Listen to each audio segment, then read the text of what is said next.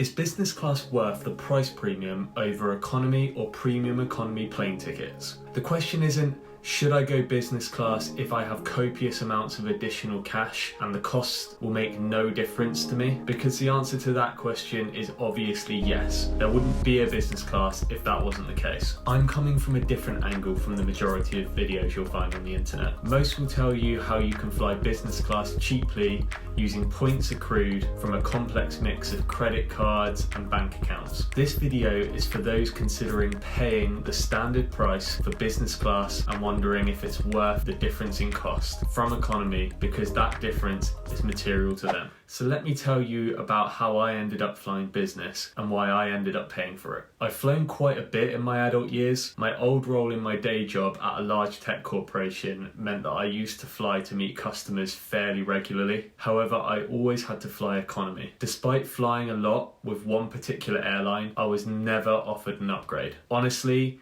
it's a very rare thing to happen, so don't rest your hopes on that. Actually, I flew business class with my wife on the way back from our honeymoon. On the way out, we mentioned we had just gotten married and we were on our way on our first holiday together. And even though they had empty business class seats, we were not offered an upgrade, not even a discount. So like I say, free upgrades are pretty much not going to happen. We decided whilst out on holiday that the thought of coming home was really sad, and the way we could make it more exciting would be to change our ticket to business class. And that way we could look forward to the journey home. We actually booked a new ticket and cancelled and got a refund on our old ticket. Okay, let's get into it. Firstly, let me walk you through the differences between business class airfare and an equivalent economy or premium economy ticket. Then I'll talk a little bit around costs and give you my verdict. Make sure you wait until the end, because honestly, I think this is going to be a different take than you were expecting. Now I'm focusing on long haul here, but the majority of benefits I walk through below are available both on long and short haul. I'll give my verdict in short haul at the end too. Okay, so bear with me here. Even if you think you already know the differences, there are actually a few benefits you get flying business class that I didn't realise you get until I actually flew. The benefits begin the moment you enter the airport for check-in. You'll get to use the business class check-in lane, which means you're unlikely to need to wait. How long have you waited in the economy class queue before? I've definitely waited nearly an hour or so to get to check-in in the past. This one isn't always available, but at some airports you'll be offered priority security, which is essentially just another line similar to check-in, which means you'll get to walk through a lot quicker. Once on the air side of security, you can head to the most anticipated benefit of flying business class, the lounge. My first experience of a lounge was actually a paid-for lounge that my wife treated me to on the way to our mini-moon. Now I'm sold. If you're going to be hanging out at the airport for any longer than an hour, which you will be if you're flying internationally, then I'd highly recommend lounge access. Of course, if you're flying business class, that is free. The lounge will provide comfortable seating plus complimentary food and drinks. There's an argument that you could just spend money at a restaurant or coffee shop, which is true, but I guess with lounge access you don't feel like you need to move on once you finish your food. And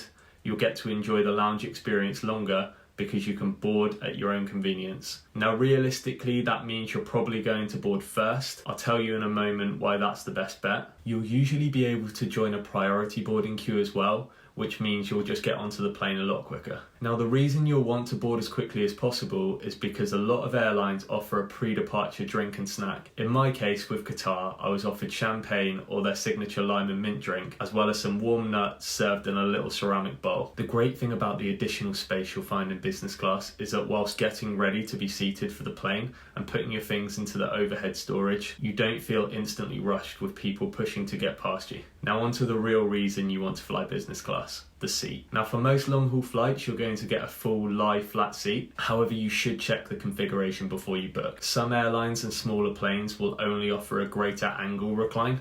This might not matter if you don't intend to sleep on your flight. So we actually flew on two planes as we had a connection at Doha with Qatar. The first seat we were given we were blown away by. It was huge, with lots of cubby holes for storing stuff, a huge screen in front of you, and this massive armrest between us. However, we were pretty much blown over when we saw our seat on the second plane. Little did we know we'd actually booked Qatar's Q Suite, which essentially gives you a mini suite with your own door and a huge area. Just look at this space. Being able to sleep on a long haul flight, and I actually did get some sleep, is incredible. And you should really factor this into the comparison if you do need to sleep on your flight. So the meal service was another huge highlight for us. Qatar offer what is known as dine on demand, which is essentially just you can eat whenever suits you. By our second flight, we were pretty stuffed though, having had snacks in the first lounge of our departing airport, a 4-course meal on the first plane with snacks, food at the lounge of our connecting airport, and a 4-course meal on the second plane, and then breakfast just before coming into landing after a few hours sleep. However, the food is so tempting, the menu offers a huge amount of variety, and you can use this to help justify the cost difference. The other benefit of flying business class is that you'll be presented with proper metal knife and forks, and in our case on Qatar, each dish is brought out separately and served on a white tablecloth. Once landed, you'll be amongst the first to actually leave the plane, which means that you'll get to passport control before the huge queue starts. One thing that I didn't mention when I spoke about check-in was that once we handed over our hold luggage, a sticker denoting priority baggage was stuck onto the suitcase. This is essentially supposed to alert the ground staff to the fact that you'll probably be at the luggage conveyor belt first, and so they should get yours out sooner. To be honest, for us this wasn't the case, but I think I'm just unlucky when it comes to waiting for hold luggage. Finally, and although I mentioned that this video isn't about purchasing a ticket with points, I will mention that you will get increased points for your carrier's reward club program. In our case, this was British Airways, as we actually booked the flight on a code share with BA. The benefit here was that we accrued a ton of Avios, which we can use against the future flight, and also gain tier points, which put us at a good chunk of the way towards becoming silver members, which will entitle us to free lounge access even when we're not flying business class in the future. That concludes the benefit you get when flying business class. Please comment below if you think I've missed anything here. Now, in order to work out if it's worth it to you, then we clearly need to take costs into consideration. Obviously, if there was no additional difference in cost, you'd always fly business class, right? The point is the additional price you pay over the cost of an economy class ticket worth the extra benefits you gain? So let's work it out. Before I do that though, if you've made it this far through the video, I'd really appreciate it if you'd subscribe to my channel. I want to make more videos like this, and every subscriber I gain is a vote for me to do just that. So let's take an example. I searched on Skyscanner for the same flights that we took to Sri Lanka for a year from today. They came out very expensive, however there was a Sri Lankan Airways flight, which is direct, which I'll use for this example. The direct return flight in business class was £2,721. The exact same flight in economy class comes out at £770, which is nearly a £2,000 difference. £1,951 to be precise, or £975 each way. So I know that if you hunt around, you'll be able to find much better deals, but this feels about right for the distance and the airline. So let's dig into the math a little bit more here. Let me bring up a trusty spreadsheet to help me map this out. Bear with me here. You are looking to understand if it's worth the additional cost after all. So here I have two lists. Firstly, the tangible. These are the benefits I mentioned earlier that we can actually attribute a cost to. Starting with priority security. I checked, and before all the recent changes, you were able to pay for fast track security at London Heathrow for the cost of about £12.50. I also had a look at the cost of lounge access at Heathrow, and although there are lots of different prices and deals, it looks like about £25 is a reasonable amount to pay to enter a lounge. Next is the air miles. I actually accrued about 14,000 Avios points for my one-way flight back from Sri Lanka, and with a rough value estimate of 1p per Avios, I worked that out to be about £140 worth of Avios that I can use towards my next flight. So that's the easy part. If you take only what you can physically pay to upgrade to, then we have about £177 worth of extras included in our business class ticket. Given the difference per way of £975 in our example, we are currently paying an extra £797 for all the other benefits that are hard to put a true cost to. But let's try and do that anyway. So here's what it looks like when I add the intangible benefits on top. Starting with business class check-in, given the hour wait time that you could save to check in, possibly longer now with all the additional entry requirements, I think about £25 is reasonable to pay to not have to factor in that wait time and to get more time to enjoy the lounge. The next thing is priority boarding. Now I know if you fly short haul on a low cost airline, you can pay extra for what they call speedy boarding, but on long haul, I don't think you can do that. So here I've just estimated a cost of £15. The pre-departure drink I valued at £10, given the decent glass of champagne on offer. Now onto the tricky part. How much is a lay flat seat worth?